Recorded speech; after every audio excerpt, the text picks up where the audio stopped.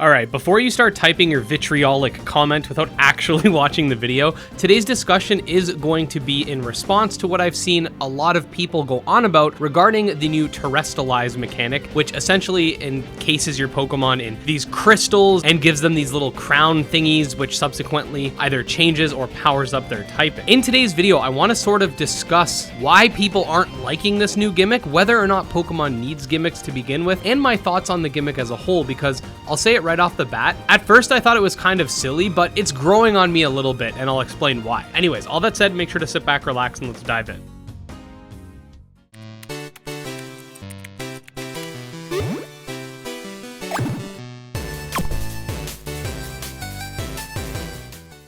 Okay, so for starters, I'm not going to spend a whole lot of time discussing what the gimmick does because we did go over that in this video linked below, but basically, from what I could tell, each Pokemon has a Terra type that is inherent to it whether or not you use the mechanic. The typing does not interact in any way during battle unless using said gimmick, just like Hidden Power. From what I can gather, and from what one of you had mentioned in the comments that I think makes sense, it seems that if your Terra typing matches your real type, you'll get an extra boost to those moves, whereas if it's a different type, I'm assuming you would just get some sort of stab bonus thrown on the new typing. As far as I can tell, this Terra type completely replaces whatever your types are while in that state. So if a Bulbasaur with a water Terra type were to Terrastalize, it would become a water type, not a grass, poison, water, or some sort of combination of the three. Anyways, we're gonna go into how I think this could end up affecting the meta later, but first let's talk about the gimmick itself. Your Pokemon gets crystallized and then gets a different crown depending on its Terra type. I've seen a lot of criticism to this as opposed to having something like Mega Evolution, where Megas are much more unique from their base forms, whereas these versions are simply generic crystal skins with crowns. While I personally agree that Mega Evolution is definitely a cooler concept than crystallizing, I know exactly why they did this. The problem with Mega Evolution as far as making it a widespread gimmick is that Mega Evolution will always only be able to affect a certain number of Pokemon, whereas the more recent gimmicks we've seen, whether it be Dynamax or Z-moves, will affect all Pokemon. Gigantamax is sort of a special version of Dynamax, so even if some Pokemon got Gigantamax forms, everyone else gets to Dynamax,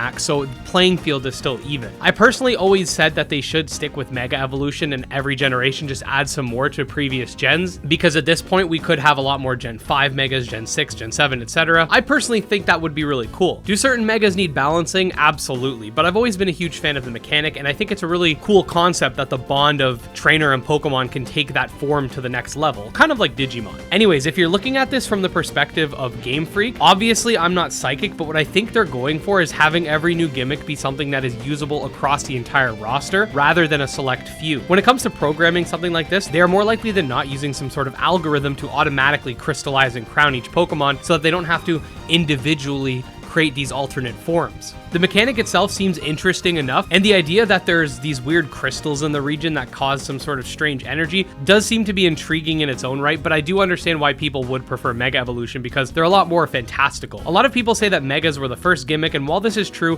if we never ended up doing anything but Megas, then it wouldn't be considered a gimmick because it's once we got the Z moves that it was really established that this was a trend. Personally, I don't think Pokemon needs these new gimmicks that are dropped every generation. We have tons of amazing fan games and ROM hacks that prove that Pokemon isn't lacking in that department. It's lacking in other areas, like having more engaging stories, longer campaigns, etc. So as far as whether or not we need a gimmick each gen, I've been pretty firm on the point that I don't think we do. That said, just because I personally don't think we need a gimmick each gen, and I love Megas, doesn't mean that every gimmick is dumb and Megas have to exist, because that would just be a narcissistic viewpoint. When you get past a somewhat generic design of this, you do start to see some interesting possibilities with regards to its functionality. A lot of people have already said this, but there are a few type combinations with certain abilities that may be very powerful. One of these is taking the electric Terra type and adding it to Pokemon that have Levitate. This would make it so those Pokemon would have no weaknesses. While Pokemon like Sableye and Spiritomb prior to Generation 6 possessed no weaknesses, they were by no means overpowered, whereas this could open the door to any Pokemon with Levitate to possess this. But I don't even think that's the craziest thing. We've already gotten confirmation that the Chansey line is in the game, and while normal type is nice for Chansey and Blissey, being that it's only weak to fighting, imagine giving it the Fairy type, making it only weak to poison and steel.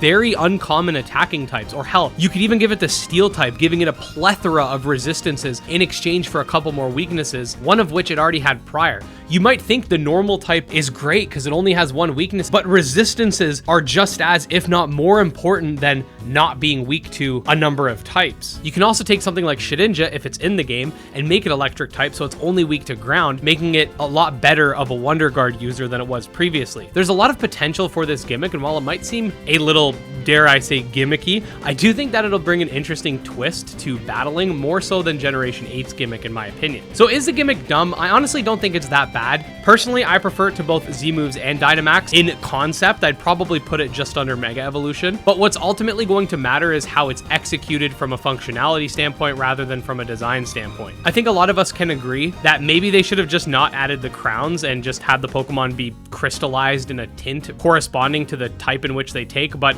I'm also not losing sleep over it either. Now, I just want to say to those who aren't a fan of this gimmick and don't like it, you're not toxic for having this opinion, as I've seen expressed by Pokemon fans, and for those who do like the gimmick, you're not a shill for liking the gimmick. Everyone has their own preferences, and we as a community should respect that. Anyways, all that said, if you do want to stay up to date on Pokemon Scarlet and Violet news and want guides, breakdowns, discussion videos, etc., definitely subscribe to my channel because I put out new monster taming videos every single day. You can also check out my Discord, my Twitter, my Patreon, all links below. Special thanks to the patrons, especially Jim Hamilton, Dark Persona, and Dro Ghost, and we'll see you guys next time. Peace.